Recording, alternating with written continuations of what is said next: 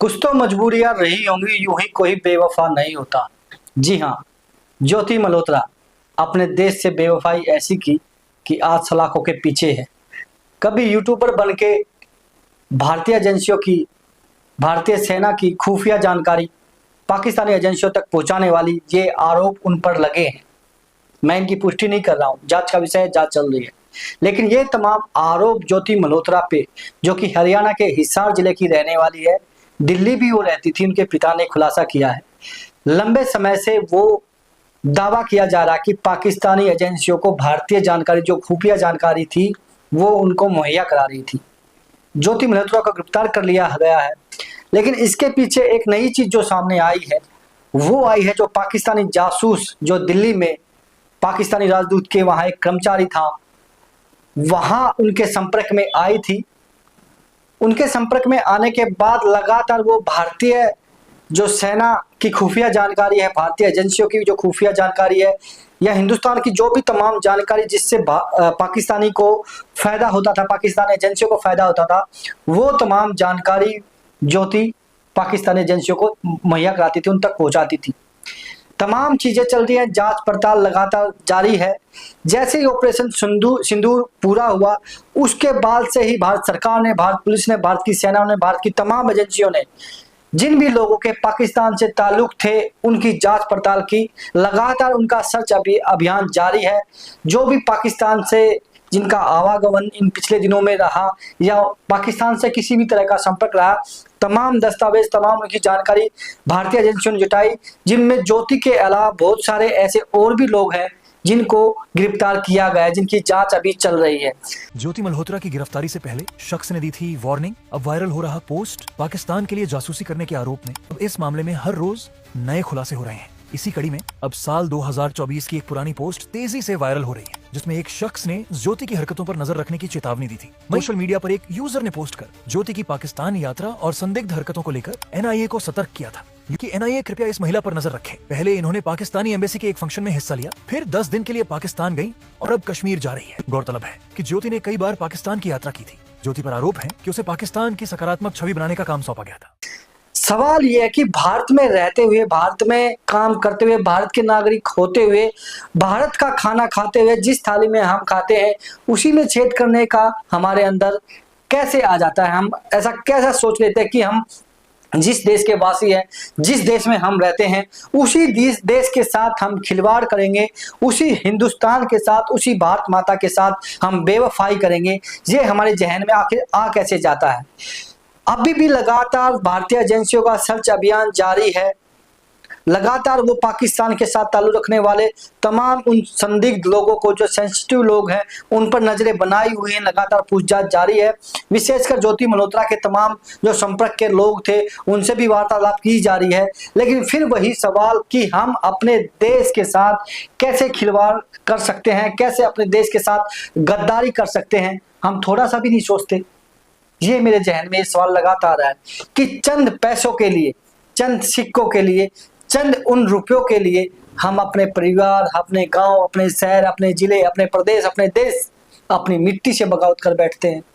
और इसी का फायदा पाकिस्तान उठाता है, क्योंकि पहले अंग्रेजों ने फूट डालो की राजनीति अपनाई, फूट डालो राज करो, डिवाइड एंड रूल की राजनीति अपनाई। अब आतंक और आतंकवादियों का सहारा देने वाला हमारा पड़ोसी देश पाकिस्तान, वो भी वही रणनीति अपना रहा जो अंग्रेजों ने अपनाई। हमारे देश के ही स्लीपर सेल्स ऐसे पैदा करता है जो हमारे देश की ही जो खुफिया जानकारी है वो अपने दुश्मन देश को दे बैठते हैं हम लोग चंद पैसों के लिए। ये हम सबको सोचना चाहिए। अगर हमारे पास कोई ऐसा सेंसिटिव या संदिग्ध जो भी व्यक्ति विशेष या कोई लड़की, लड़का, कोई भी ऐसा आपको दिखाई देता है, तुरंत अपने आसपास के थाने या फिर जो भी आपके पास जो भी भारतीय सुरक्षा से संबंधित ऑफिस है उनमें तुरंत सूचित करें, ताकि देश के साथ खिलवाड़ ना हो, देश के साथ बेवफाई ना हो, और देश की सेना के साथ कोई ऐसा हादसा ना हो। क्योंकि जिस तरह से आपने देखा कि पहलगाम हमला हुआ, कहीं ना कहीं उसमें ये साफ दिखाई दे रहा था कि पहलगाम हमले के पीछे पूरी साजिश रची गई थी, पूरी हमारी खुफिया जानकारी दी गई थी, पूरी जानकारी जुटाकर ये बताया गया था कि हाँ, पहलगाम में इस दौरान कोई भी सेना का जवान तैनात नहीं है, ना कोई पुलिस का जवान तैनात है, ना ही कोई सिक्योरिटी गार्ड तैनात है। पूरी जांच पड़ताल करके, पूरी जानकारी जुटा के, खुफिया जानकारी जुटा के आतंकियों तक वो हमारी सूचना पहुंची और उसके बाद पहलगाम में हमला हुआ, हमारे निर्दोष लोग मारे गए। उसके बाद जिस तरह से पूरे देश में एक खून खोला लोगों का, किस तरह से पाकिस्तान के खिलाफ हम लोगों ने मुंह तोड़ जवाब दिया, हमारी भारतीय सेना ने जिस तरह से उनके ऊपर कच्चे उड़ाए, भारतीय सेना को हम सैल्यूट करते हैं। उनकी बदौलत आज हम सुरक्षित है। लेकिन हम जैसे कुछ चुनिंदा लोग जो कैमरे का सहारा लेकर या किसी और प्लेटफॉर्म का सहारा लेकर हम अपने ही देश के साथ चंद पैसों के लिए खिलवाड़ करते हैं, देश के साथ गद्दारी करते हैं, उसके साथ बेवफाई करते हैं, कैसे आपके जहन में आ जाता है? ऐसी ज्योति मल्होत्रा और भी बहुत सारी होंगी, ऐसे ही बहुत सारे लड़के भी होंगे जो अपने देश के साथ इस तरह की बेवफाई करते हैं।